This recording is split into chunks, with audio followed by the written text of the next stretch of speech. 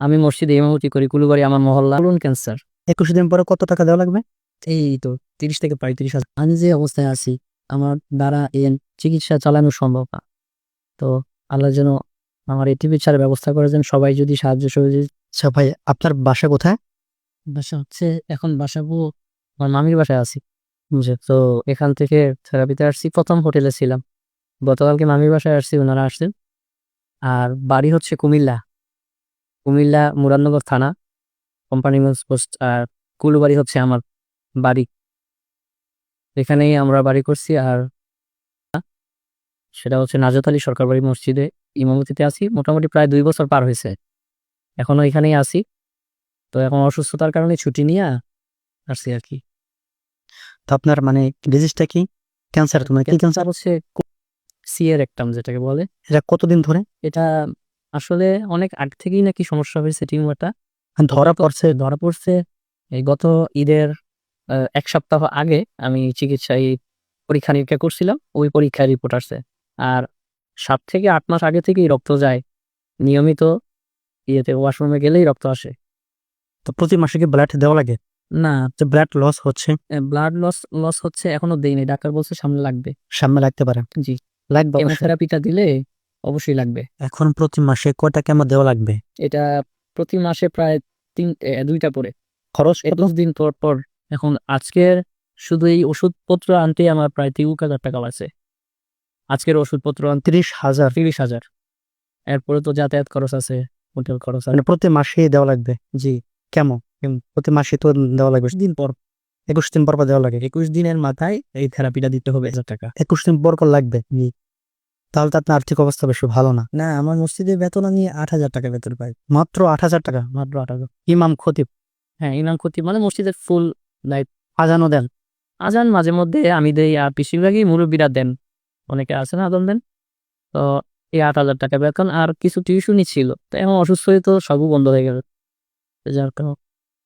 সবাই তো আসলে বিষয়টা বুঝতে পারতেছেন। তো আমরা ওনার বিষয়টা দেখবো।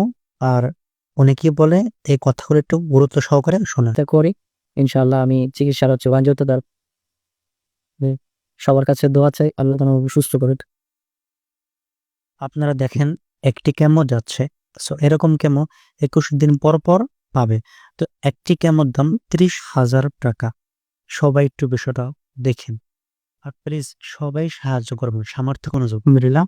আমার পাশে আমার ওয়ার্ডে এই ভাইটি ছিল। তো ভাইয়ের অবস্থা দেখে আমি তাকে ট্রিটমেন্ট করতে গেলাম, তখন তার এই অবস্থা দেখে মনে হলো ইমাম সাহেব মানুষ, খতিব খুব অসহায়। উনি আমাকে বলল যে ভাই, আমার কিছু কথা রেকর্ডিং করে আপনি আপনার পেজ কিংবা আইডিতে ছাড়েন, কিংবা মানুষের থেকে আমার কিছু হেল্প করেন। তার কথা আসলে আমি ফালিয়ে দিতে পারিনি। সো আমি সম্পূর্ণভাবে সবার মাঝখানে হলেও আমি তার কথা আমি রাখছি। দেখেন, ইনি একজন ইমাম সাহেব, খতিব। এনাকে সাহায্য করলে আপনি এর ফল পাবে। আর মানুষকে সাহায্য করা এক ঐশীয় বিদ্বেষ। মানুষের সেবা বা অপরের সাহায্য করা একটি মহৎ গুণ। পবিত্র কোরআনুল কারিমে নির্দেশ দেওয়া হয়েছে মানুষের একে অপরে কল্যাণ কাজে সাহায্য বা সহযোগিতা করা নিয়ে। বলা হয়েছে তোমরা একে অপরে সাহায্য এবার সহযোগিতা করো। আল্লাহ তাআলা বলেন সূরা মায়েদা আয়াত নাম্বার 2, যে ব্যক্তি মানুষের প্রয়োজন পূরণ করে, আল্লাহ সুবহানাহু ওয়া তাআলা তার নিজের প্রয়োজন পূরণ করে। হাদিস সহিহ মুসলিম। যে ব্যক্তি অন্যের কল্যাণ কাজে নিয়োজিত থাকে, আল্লাহ সুবহানাহু ওয়া তাআলা তার কল্যাণ কাজও নিয়োজিত থাকে। মানুষের সাহায্য করা পৃথিবীর সেরা কাজ। মিজানের পাল্লায় যে আমলটা সবচেয়ে বেশি ভারী হবে, সেটি হলো মানুষকে সাহায্য করা। তো আপনার কাছে হয়তো সামান্য কিছু টাকা, বিষয় না কিছু, কিন্তু এনার কাছে সামান্য টাকাই কোটি টাকার সমান। সবাই যদি অন্তত 10, 50 কিংবা যা পারেন দেন, তাহলে সবাই দিলে এনার হয়ে যাবে। এনার সম্পর্কে তো সব শুনছেন, ক্যান্সার পেশেন্ট, ক্যান্সার রোগ তার, খুব মারাত্মক রোগ। এই বিষয়ে আমি একটি লেকচার আমি দিব আপনাদের মাঝে। সবাই এনাকে সাহায্য করুন।